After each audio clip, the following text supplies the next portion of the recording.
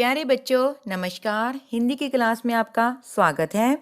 आज हम अपनी हिंदी की क्लास में अपनी भाषा माधुरी किताब में से पाठ नंबर 15 करने जा रहे हैं।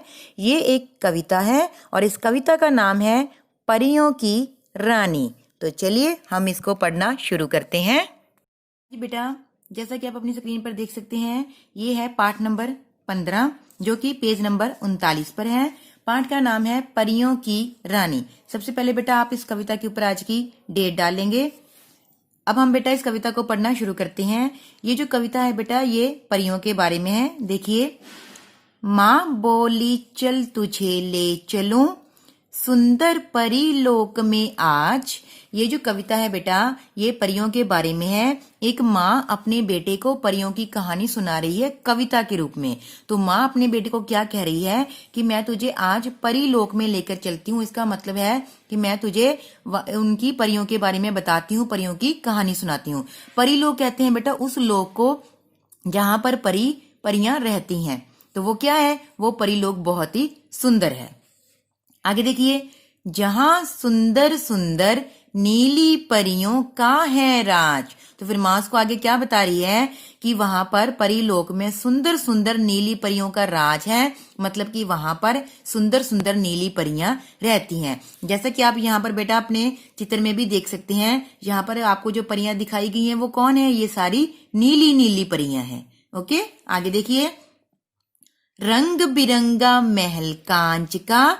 उनका जो महल है वो कैसा है? रंग बिरंगा है। और वो किससे बना हुआ है? वो कांच से बना हुआ है।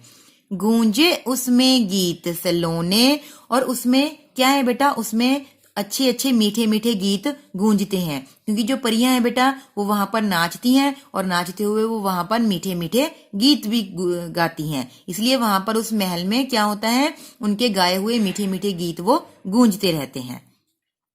सुंदर नीले पंखों वाली नाचे परियां धीमे धीमे। यहाँ पर देखिए, ये जो परियां हैं इनके पंख क्या है बेटा? इनके पंख बहुत ही सुंदर हैं और वो सारे पंख नीले रंग के हैं। नाचे परियां धीमे धीमे। और क्या है वहां पर सुंदर लोक में, सुंदर परी लोक में? वहां पर जो परियां हैं वो धीमे धीमे नाचती हैं। धीमे धीमे का मतलब होता है बेटा धीरे धीरे। तो वहां पर नीले पंखों वाली जो सुंदर सुंदर परियां हैं वो धीरे धीरे से वहां पर नाच रही हैं।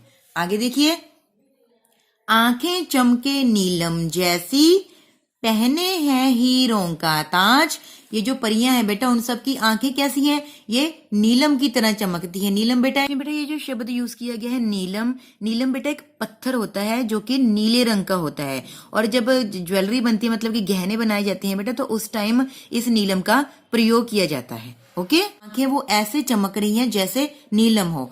पहने हैं हीरो का ताज। और उन्होंने क्या पहना हुआ है? उसने हीरो का एक ताज पहना हुआ है। ये देखिए, जो उसने अपने सिर पर बेटा पहन रखा है इसको ताज कहते हैं और इसके अंदर हीरे लगे हुए हैं।